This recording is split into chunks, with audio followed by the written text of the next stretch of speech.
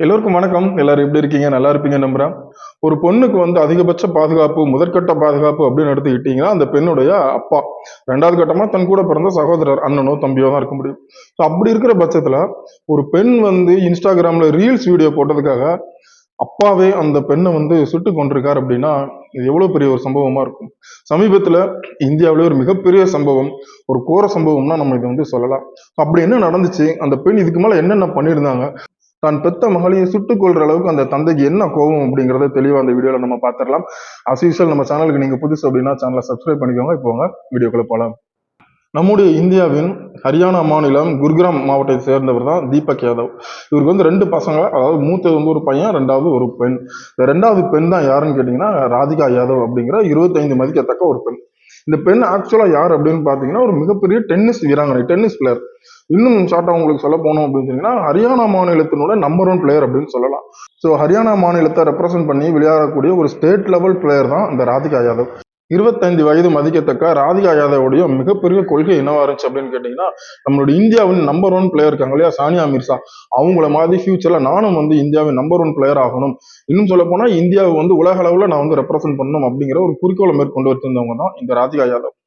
இவங்க டென்னிஸ் விளையாடிட்டு இருக்க போது துரதிருஷ்டவசமா என்ன ஆயிடுச்சு அப்படின்னு கேட்டீங்கன்னா, அவங்களுடைய தோள்பட்டையில ஒரு சின்ன காயம் ஏற்படுது. இந்த காயம் நாள்பட பாத்தீங்கன்னா மிக பெருசாகுது. டாக்டர் கிட்ட செக் பண்றப்போ டாக்டர் என்ன சொல்லிடுறாங்க அப்படின்னு கேட்டீங்கன்னா, இன்னும் ஒரு 4 இல்ல 5 வருடங்களுக்கு நீங்க டென்னிஸ் விளையாட முடியாது.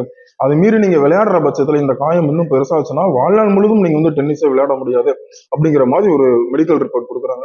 ஸோ இதனால மனம் முடிந்து போன ராதிகா யாதவ் என்ன பண்றாங்க அப்படின்னு கேட்டீங்கன்னா, தன்னோட கனவை இதோட ஸ்டாப் பண்றதா இல்ல, இதோட நான் நிறுத்த போறது கிடையாது, என்னாலும் என்னுடைய டென்னிஸ் அப்படிங்கிற அந்த ஒரு மிகப்பெரிய ஆம்பிஷனை நான் ஸ்டாப் பண்ணவே மாட்டேன் அப்படின்னு சொல்லி அவங்க வீட்டு பக்கத்துல என்ன பண்றாங்கன்னா ஒரு டென்னிஸ் அகாடமியை ஆரம்பிக்கிறாங்க. இந்த டென்னிஸ் அகாடமியில நிறைய பேர் வாலண்டியரா ஜாயின் பண்றாங்க. இது எதனால அப்படின்னு கேட்டீங்கன்னா, ராதிகா யாதவ் நம்ம எல்லாருக்குமே தெரியும், ஸ்டேட் லெவல் பிளேயர்ஸ். ஒரு ஸ்டேட் லெவல் பிளேயர் சொல்லி கொடுக்குற பட்சத்துல நல்லபடியா நம்ம கத்துக்கலாம் அப்படின்னு சொல்லி நிறைய பேர் ஜாயின் பண்றாங்க. இதனால ராதிகா யாதவுடைய மனம் மட்டும் நிம்மதி அடையல, அவங்களுடைய பொருளாதாரமும் வளர்ந்துகிட்டே போகுது. ஆரம்ப கட்டத்துல ராதிகாவுடைய வளர்ச்சியை பாக்குறவங்க குடும்ப மக்கள் எல்லாருக்குமே அந்த அளவுக்கு ஒரு சந்தோஷம். ரொம்ப குறிப்பா சொல்ல போனா இந்த அகாடமி ஆரம்பிக்கிறதுக்காக அவருடைய தந்தை தன்னோட கிராமத்துல இருந்த நிலங்களை எல்லாம் வித்து கிட்டத்தட்ட 2 கோடி ரூபாய் செலவழிச்சு அவங்களை இந்த நிலைமைக்கு கொண்டு வந்திருக்காரு. ஸோ எந்த அளவுக்கு தீபக்கு ராதிகா தன்னுடைய மகள் மேல ஒரு அளவு கடந்த பாசம் இருந்திருக்கும், அவங்களுடைய ஆம்பிஷன் ஏன் மேல இவருக்கும் ஒரு மகிழ்ச்சி இருந்திருக்கும், அவன் தன்னுடைய பெண் எப்படி வளர்ந்து வரணும் அப்படிங்கிற எவ்வளவு ஆசைப்பட்டு இருந்திருப்பாரு. இப்படியாப்பட்ட தந்தை எப்படி தன் மகளை சுட்டுக் கொன்றார் அப்படிங்கிறதான் இதுக்கப்புறம் நம்ம கொஞ்சம் கூட யோசிச்சே பார்க்க முடியாத ஒரு விஷயமா இருக்கு. ஆரம்ப கட்டத்துல நான் சொன்ன மாதிரி ராதிகாவுடைய வளர்ச்சி சந்தோஷத்தை ஏற்படுத்தினாலும் பொருளாதார ரீதியா அந்த குடும்பம் ஆல்ரெடி ஸ்டேபிளான ஒரு குடும்பம் தான். ஏன் சொல்றேன்னா, தீபக் அவர்கள் ஆல்ரெடி 2 வீடு கட்டி வாடகைக்கு விட்டுருக்காரு. அந்த வீட்டுடைய வருமானத்தை இந்த ஃபேமிலிக்கு போதுமான அளவுக்கு இருந்திருக்கு. ஸோ ராதிகாவுடைய வருமானம் வீட்டுக்கு அவங்க சப்போர்ட் பண்றது பக்கத்துல உள்ளவங்க எல்லாம் பார்ப்பாங்க இல்லையா, பக்கத்து வீட்டுக்காரங்க, அவங்களுடைய கிராம மக்கள், அவங்களுடைய ஊர் மக்கள்லாம் முதல்ல என்ன சொல்ல ஆரம்பிக்கிறாங்க அப்படின்னா, தீபக்கை பார்த்து, என்னப்பா தீபக், உனக்கு என்ன, உன் மக லட்ச லட்சமா சம்பாதிச்சு தரா, நல்ல உட்கார்ந்த இடத்துல நீ உன்னுடைய மகளுடைய வருமானத்துல வாழ்ந்துட்டு இருக்க போல இருக்கு அப்படிங்கிற மாதிரி சில வார்த்தைகளை விடுறாங்க. தீபக் ஆரம்ப காலத்துல பெருசா எடுத்துக்காட்டினாலும் ஒரு சில சமயங்கள்ல அவர் மனசுல ஒரு சின்ன மாற்றத்தை ஏற்படுத்துது. நான் என்னுடைய மகளுடைய வருமானத்துல வாழ்ந்துட்டு இருக்கணும் அப்படிங்கிற மாதிரி யோசிக்க ஆரம்பிக்கிறார். நம்ம எல்லாருக்குமே தெரியுமில்ல, ஊருக்கு 4 பேர் 4 விதமா பேசுவாங்க பாத்தீங்களா, அந்த மாதிரி 4 விதமா பேசுறவங்க மறுபடியும் தீபக் பேச ஆரம்பிக்கிறாங்க. இந்த சூழ்நிலையில தான் என்ன ஆகுது அப்படின்னு பாத்தீங்கன்னா, ராதிகா அவங்க ஊர் பக்கத்துல இருக்கிற சில டென்னிஸ் ஸ்டேடியத்துல எல்லாம் வாடகைக்கு எடுத்து அங்க சொல்லிக் கொடுக்க ஆரம்பிக்கிறாங்க. ஸோ இதுல அவங்களோட வளர்ச்சி இன்னும் கொஞ்சம் ஜாஸ்தியா இருக்கு. ஸோ இதை பார்த்த ஊர் மக்கள், அவங்களுடைய கிராம மக்கள் என்ன சொல்ல ஆரம்பிக்காங்கன்னா, என்னப்பா போற போக்க பார்த்தா உங்க மக சொல்றதா நீங்களாம் கேட்ப போல இருக்கு, போற போக்க பார்த்தா உங்க மகள் தான் உங்க குடும்பத்தையே ஆட்சி செய்வா போல இருக்கு அப்படிங்கிற மாதிரி பேச ஆரம்பிக்கிறாங்க. ஸோ இதனாலேயே தீபக் என்ன பண்றாருன்னு பாத்தீங்கன்னா, முதல் கட்டமா தன்னுடைய மகளுடைய விருப்பத்துக்கு ஒரு முட்டுக்கட்டை போடுறாரு. என்ன சொல்றாருன்னா, ராதிகா இதுக்கு மேல நீ வீட்டுக்கு பக்கத்துல இருக்கிற ஏரியாவை தாண்டி எங்கேயும் நீ போய் சொல்லிக் கொடுக்கணும்னு அவசியம் கிடையாது, வேண்டாம் அப்படிங்கிற மாதிரி தடுக்கிறாரு.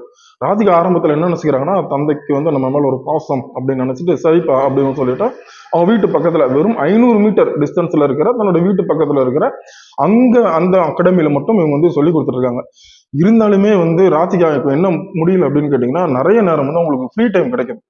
ஸோ சாயந்தரம் சொல்லிக் கொடுக்கறது பக்கம் மீதி நேரங்கள் எல்லாம் உங்களுக்கு ஃப்ரீ டைம் இருக்கு. அப்ப ராதிகாக்கு இன்னொரு ஆசை என்ன அப்படின்னு கேட்டீங்கன்னா, அந்த போட்டோகிராஃபி வீடியோகிராஃபி எடுக்கிறதுல ஆசை. நல்லபடியா ட்ரெஸ் போட்டு நிறைய போட்டோ எடுக்கணும்னு ஆசைப்படுவோம் இல்லையா, ஸோ அந்த மாதிரிக்கு ராதிகாக்கு ஆசை வருது. ஸோ இது என்ன பண்றாங்கன்னா அவங்களுக்கு இருக்கிற மீதி நேரங்களில் இந்த மாதிரி போட்டோகிராஃபி வீடியோகிராஃபில வந்து ஈடுபடுறாங்க. இந்த நேரத்துல தான் என்னன்னா உங்களோட ஃப்ரெண்ட்ஸ் சொல்றாங்க, ஏன் வீண் பண்ற, வந்து இன்ஸ்டாகிராம்ல ஒரு அக்கௌண்ட் ஓப்பன் பண்ணி அதுல போட்டோஸ் எல்லாம் அப்லோட் பண்ணு, இன்னும் 4 பேருக்கு உன்னை யாருன்னு தெரியும் சொல்லவே ராதிகாவும் என்ன பண்றாங்கன்னா ஒரு இன்ஸ்டாகிராம் அக்கௌண்ட் ஓப்பன் பண்றாங்க, தான் எடுக்கும் போட்டோ வீடியோஸ் எல்லாத்தையுமே அதுல வந்து அப்லோட் பண்றாங்க. ஸோ ராதிகா வந்து இன்ஸ்டாகிராம்ல இருக்காங்க அப்படின்னு தெரிஞ்சுக்கிற சில பேர் என்ன பேசுறாங்க அப்படின்னா, நீ பெண்ணை வளர்த்த முறை சரியில்லை, அவன் பொண்ணு வந்து எது எடுத்தாலும் ஏதாவது ஒன்று பண்ணிட்டே இருக்கா, இப்படியே போச்சு அப்படின்னா இன்ஸ்டாகிராம்ல அவன் பெண்ணு வளர ஆரம்பிச்சா அப்படின்னா காலப்போக்கில் நம்மளுடைய கம்யூனிட்டியை தாண்டி வேற ஏதோ ஒரு கம்யூனிட்டி, அதாவது நம்ம ஜாதியை தாண்டி நம்மளுடைய குடும்ப கட்டுப்பாடை தாண்டி வேற யாரையோ கல்யாணம் பண்ணிட்டு போறது கூட வாய்ப்பு இருக்கு, இது வந்து சரி கிடையாது அப்படின்றாங்க. ஸோ இதுல வந்து தீபக் வந்து மகிழ்ச்சியே இல்லை. ஸோ என்ன பண்ண ஆரம்பிக்கிறாருன்னா ராதிகாக்கு இதுலயும் ஒரு முட்டுக்கட்டை போடுறாரு. இது இப்படி இருக்க என்ன ஆகுது அப்படின்னு கேட்டீங்கன்னா, ராதிகா ஒரு நாள் வந்து வீட்டுக்கு எல்லாருக்கும் சமையல் பண்ணணும் அப்படிங்கிற சமையல் கட்டுக்கு வராங்க. முதல் மாடியில வந்து ராதிகாவுடைய அம்மா, அது மட்டும் இல்லாம தீபக் அவர்களுடைய அண்ணன், அதாவது ராதிகாவுடைய பெரியப்பா எல்லாரும் மாடியில இருக்கிறாங்க. இதுலதான் என்ன நடக்கும் அப்படின்னா, தீபக் வந்து தன்னுடைய மகளை ராதிகாவை வந்து சமையல் அறையிலே வச்சு 5 முறை அந்த துப்பாக்கியால சுடுறாரு. ஒரு 4 தோட்டா என்ன பண்ணுது அப்படின்னா ராதிகா உடம்புல பாயுது. அந்த இடத்துல வந்து ரத்த வெள்ளத்துல உயிரிழந்துடுறாங்க. இந்த சத்தம் கேட்டு மாடியில இருந்து இறங்கி வந்த தீபக்குடைய அண்ணன் வந்து என்ன செய்யணும்னு தெரியாம ஏது செய்யணும்னு தெரியாம அவரே போலீஸ்க்கு இன்ஃபார்ம் பண்ணி தன்னுடைய சகோதரர் தீபக் வந்து அரெஸ்ட் பண்ண வைக்கிறாரு. ஸோ போலீஸ் அரெஸ்ட் பண்ணி முதல் கட்டமா இன்வெஸ்டிகேஷன் முடிஞ்சு, 2வது கட்டமாவும் இன்வெஸ்டிகேஷன் முடிஞ்சிருச்சு. இப்ப என்ன சொல்ல வராங்க அப்படின்னு கேட்டீங்கன்னா, தீபக் வந்து ஒரு ஷார்ட் டெம்பர்டான ஒரு பர்சன், அதாவது எடுத்தெடுப்புல கோவம் வந்துருச்சுன்னா அந்த கோவம் வந்ததுன்னா அதுக்கு ஏதாவது ஒன்று பண்ணணும் அப்படிங்கிற மாதிரி இருக்கிற ஒரு பர்சன் அப்படிங்கிறது தெரிய வருது. இது மட்டும் இல்லாம பல நாட்களாக தீபக் வந்து மன உளைச்சல் இருந்திருக்காரு தன்னுடைய மகளை பத்தின விஷயங்களை வச்சு. ஏன் அப்படின்னா ஊரில் மக்கள் எல்லாம் இவ்வளவு விஷயங்கள் சொல்றாங்களே அப்படிங்கிறத ஒரு மனசுல வந்து தன்னோட மகளை பத்தின நெகட்டிவான விஷயங்கள் வந்து அதிகமா வளர ஆரம்பிச்சிருது. ஸோ இப்படியே போனா நமக்கும் மன நிம்மதி இருக்காது, மகளுக்கும் மன நிம்மதி இருக்காது, அப்படிங்கறதுனாலதான் தீபக் வந்து இது முடிவு எடுத்திருக்கிறதா சொல்றாங்க. ஸோ எதுவும் எப்படியோ ஊர் மக்களா இருக்கட்டும், சொந்தக்காரங்களா இருக்கட்டும், 1000 விஷயங்கள் சொன்னா கூட தன்னுடைய மகளை வந்து சுட்டுக் கொள்ற அளவுக்கு எப்படி போனார் அப்படின்னு தெரியல. இன்னும் தீபக் வந்து இன்வெஸ்டிகேட் பண்றப்ப என்ன சொல்றாருன்னா, என் மகள் எனக்கு அவ்வளவு உயிர், நானா என் மகளை கொன்னேன் அப்படிங்கறதே எனக்கு ஒரு பெரிய விஷயமா இருக்கு, இது வந்து எனக்கே தெரியாம நடந்த ஒரு விஷயமா தான் இருக்கு, இது வந்து என்னால ஏத்துக்கொள்ள முடியாத ஒரு விஷயமா இருக்கு அப்படிங்கிற மாதிரி அவர் கண்ணீர் மல்க சொல்றாரு. எது எப்படியோ போன உயிர் திரும்பி வருமான்னு கேட்டா வராது. இதை பத்தி நீங்க என்ன நினைக்கிறீங்க அப்படிங்கிறத கமெண்ட்ல சொல்லுங்க. வீடியோ பிடிச்சிருந்துச்சுன்னா லைக் பண்ணுங்க. ஆஸ் யூசுவல் நான் சொன்ன மாதிரி சப்ஸ்கிரைப் பண்ணுங்க. மறுபடியும் இன்னொரு வீடியோல உங்களை சூப்பரா சந்திக்கிறேன். நன்றி, வணக்கம்.